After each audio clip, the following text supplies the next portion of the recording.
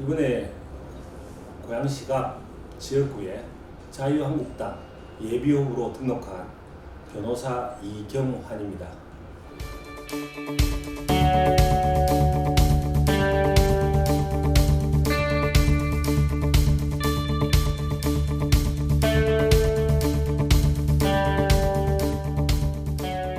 고양시 처음 오게 된 것은 10년 전에 식사동이 처음 입주할 때 들어왔습니다.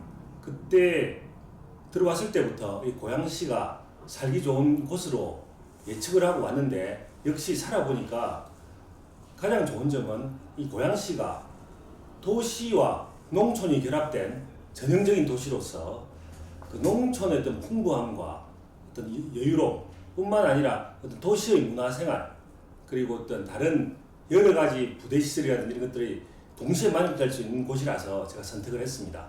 결국은 이제 그 고양시에서 가장 큰 문제는 그 일산 신도시라는 지역하고 나머지 일산 신도시가 아닌 지역하고의 경제적인 차이, 그리고 그 차이는 일반적으로 덕양과 일산의 차이, 그리고 경인선 이남과 경인선 이북의 차이, 이렇게 구분이 되거든요.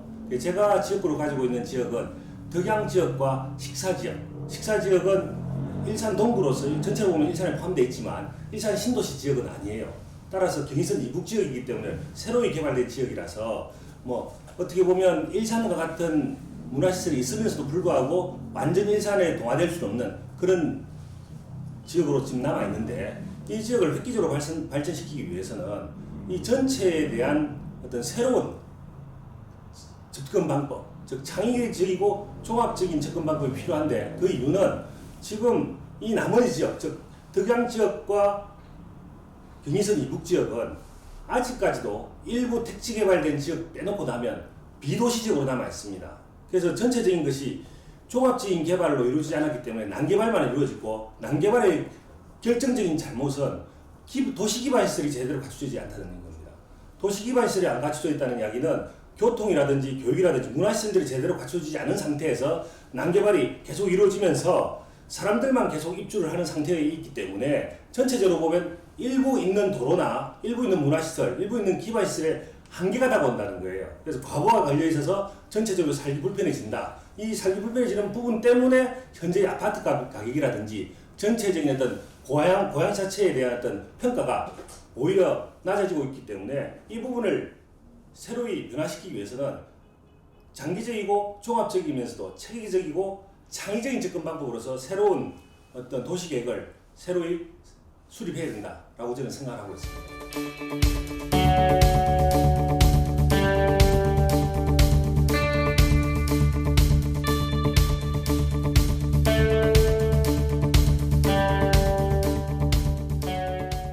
전체적인 총론적 입장에서는 기본적으로 기존의 그 현역 정치인들이 그 처음에 당선됐을 때와 나중에 실제로 하는 행동이 너무 다르더라.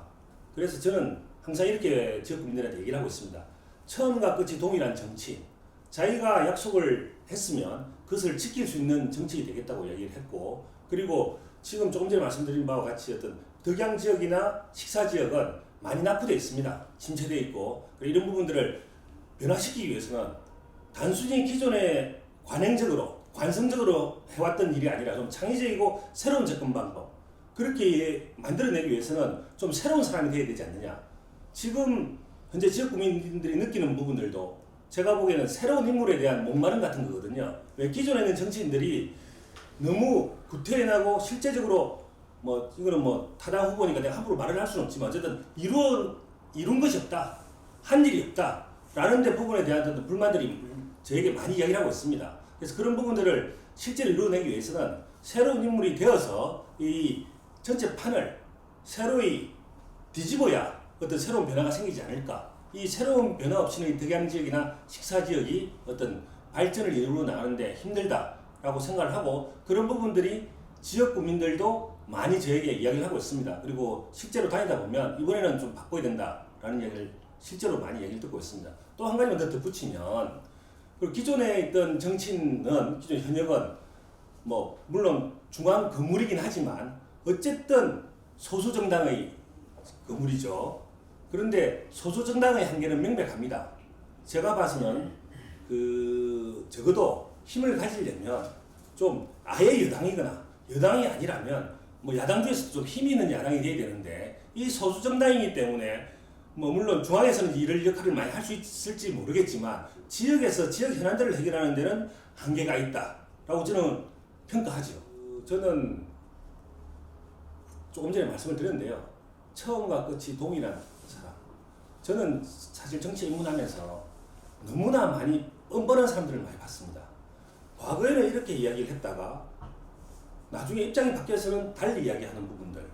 그래서 저는 여전히 아직까지 정치 신인 입장에서 아직까지 그렇게 얼굴이 두껍지도 못하고요. 그래서 제가 했던 말은 반드시 지키려고 하고 있습니다.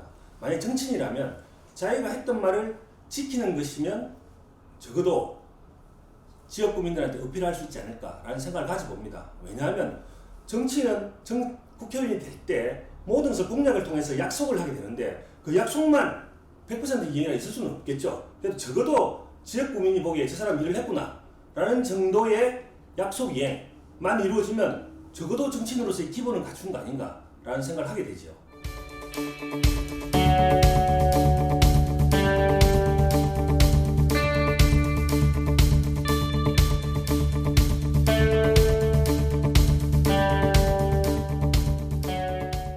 저는 두 가지를 내세울 수 있습니다. 하나는 부동산 전문가라고 보시면 되는데, 뭐 변호사가 어떻게 부동산 전문가냐라고 생각을 하기 쉬운데, 저는 과거에 뭐 예를 들어서 지방대이긴 하지만 지방 모 대학의 부동산학과 겸임 교수도 했었고요. 변호사 생활을 한 20년 정도 했는데 그 부분만 전문적으로 계속해 왔습니다. 그리고 실제로 그 부분을 계속적으로 하기 위해서 이 부동산 관련 법률들을 아주 열심히 공부를 했어요. 특별히 강의를 하기 위해서라도 필요했지만 제가 그쪽 분야를 이렇게 특화하기 위해서라도 많은 부동산 공부를 했고, 뭐 실제로 저는 부동산 실무를 익히기 위해서 뭐 이렇게 공개하기는 어렵지만 하여튼 부동산 투자라든지 뭐 부동산에 관련했던 업무를 단순히 법률 부분뿐만 아니라 전체를 볼 수 있는 그런 시각을 키웠습니다. 그 중에 하나가 또 뭐 예를 들어서 이제 모 대학 부동산 대학원을 석사 과정을 수료했다든지 여러 가지가 있거든요. 그래서 한 20년 동안을 그렇게 부동산 전문을 해왔고, 또 두 번째는 아무래도 법률 전문가이지 않느냐라는 생각을 하거든요. 왜냐하면 변호사가 아니라 국회의원은 법률을 입법함으로써 자기의 역할 내지는 공약 실현 이런 것들이 가능한 것이거든요. 물론 예산을 따온다든지 이런 국회가 하는 여러 가지 있지만, 역시 1번 순위는 법을 제정하고 이 법 제정에 어떠한 역할을 할 것인가 중요한데, 저는 법률 전문가니까 당연히 법의 입법을 통해서 이 지역을 위해서 하는 일들이 많이 생길 수밖에 없는 거죠. 단 법률 전문가에다가 부동산 전문가가 합쳐진다면 적어도 지금 이 힘든 이 덕양 그리고 식사 지역의 어떤 침체된 경제 그리고 침체된 어떤 지역 사회를 발전시킬 수 있는 충분한 부끄럽지만 자질이 되지 않을까라고 생각을 한번 해봅니다.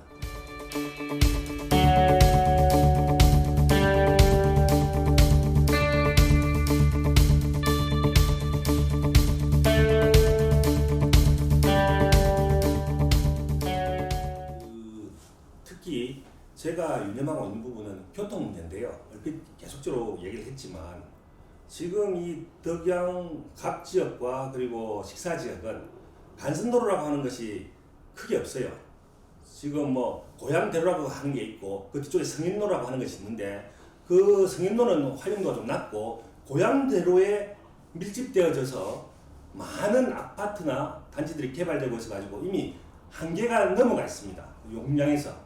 그리고 그 부분들이 다 어디로 연결되느냐면 전부 다 강변북로를 통해서 서울로 진입하게 되는데, 지금 제가 처음에 10년 전에 이사 왔을 때는 강변북로 막히는 것이 가양대교부터 막히기 시작했어요. 근데 지금 어디부터 막히느냐? 지금은 행주대교부터 막히기 시작을 합니다. 실제적으로. 그래서 처음에는 한 30분 정도 걸리던 것이 1시간 정도 걸려요.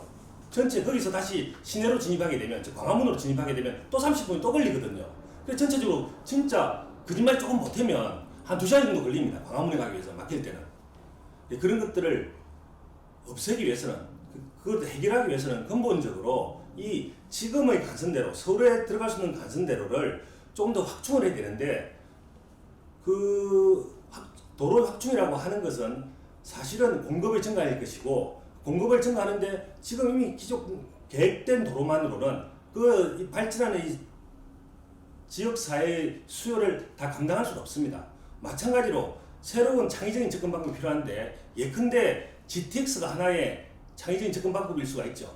그거는 전체적인 도로에 대한 수요를 줄여주는 거니까. 근데 아직까지 GTX는 지금 계획에서 이제 조금씩 시행하는 단계로 가는데, 또 그건 GTX는 지하철이나 전철을 이용하는 사람이고요. 결국은 지금의 어떤 낙후성은 도로의 부족에 따르는, 즉 자가용 출퇴근자의 어려움들이 많이 생기는 건데, 이 부분을 해결하기 위해서는 어떤 서울로 갈 수 있는 어떤 창의적인 접근 방법, 새로운 도로의 건설을 지금 뭐 한계에 부딪힌 땅을 가지고 어떻게 새로운 도로를 만들어낼 것인가, 거기에 대해서는 뭐 일반적으로 또 다른 후보라든지 하는 사람들은 뭐 강변북로를 지화에 대한 새로운 도로를 만들자. 저는 이것도 하나의 대안은 된다고 봅니다. 다만 그 부분에 대해서는 예산이라는 문제가 존재하기 때문에 과연 빨리 실현될 수 있을 것인가, 저는 그 부분에 대한 의구심을 가지고 있고요. 그래서 그런 지하도로도 좋지만, 또 지금 좀 시급하게 예산이 적게 드는 한도 내에서, 예산이 가능한 범위 내에서 빠르게 이 도로의 공급을 넓힐 수 있는 방향을 찾아야 된다라고 생각을 하고 있고요. 그 부분에 대해서 지금 제가 어떻게 이 공약을 만들어낼 것인가, 그 부분을 해결하기 위한 이 부분에 대해 집중해서 지금 공약을 연구 중에 있습니다. 그래서 그 부분에 대한 결과가 나오면 그 공약으로 실현시켜서 그 부분을 반드시 제가 혹시나 국회의원이 된다면 실현할 수 있는 공약을 제 임기 내에 제시해서 그걸 실현해 보려고 하고 있습니다.